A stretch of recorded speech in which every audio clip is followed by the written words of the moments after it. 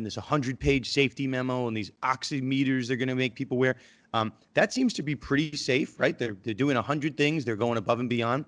But the law doesn't require you to go above and beyond. It requires you to do what's reasonable under the circumstances. So everyone says the NFL is walking players into a proverbial death trap if they play in stadiums, but that's just not.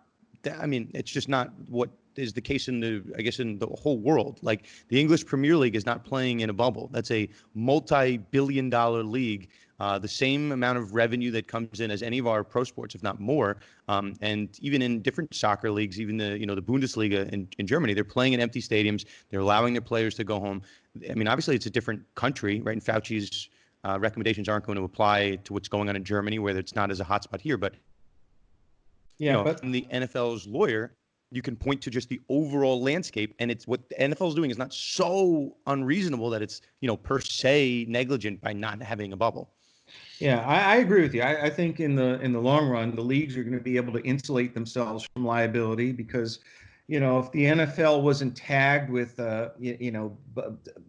significant multi-billion-dollar liability from concussions, and if the NHL avoided class certification on the concussion issue, I think sport has a very good track record in defending against these kinds of injury claims. And there are so many procedural hurdles that or not procedural, but substantive hurdles that potential plaintiffs would have to overcome: causation, preemption under the CBA.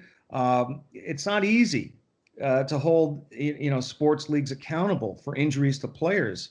There have been far more failures, or at least inconsequential victories, than there have been real victories. So it's not a question of liability for me. It's a question of ethics, and it's a question of showing leadership at a time when I don't think we can count on true leadership from our government leaders who've been making, or who are making decisions, or not taking decisions based upon a political calculus rather than what's in the public health, safety, and welfare.